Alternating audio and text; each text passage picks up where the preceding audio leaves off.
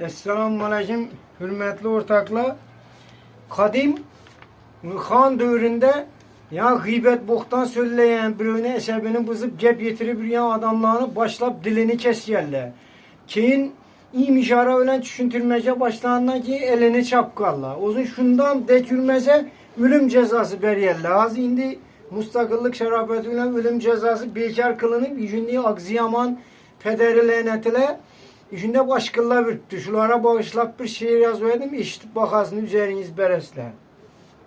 Ey ağzı buzuk şeyh unaşı, den gelmeyecek sana hiç kim mi daşı? Evladını hiç kim bilen pişmez maaşı. Toktat gıybetini ey şeyh unaşı. Ağzını iğresem mayça geçidin. Tenene biz ötmez domuz yetidin. Seni göreyen kaçar salma çetidin. Toktat gıybetini ey şeyh unaşı. Gıybetin için ilat seni kusturadı. Gerek bolsa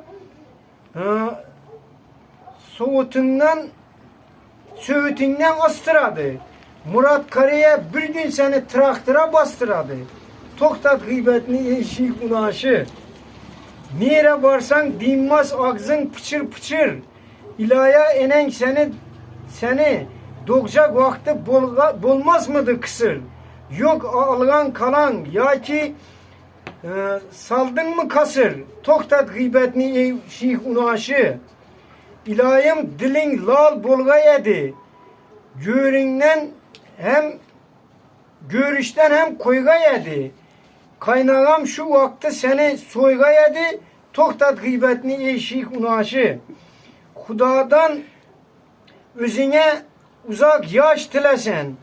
Ey müterem, kaçan adamlar din gülesen.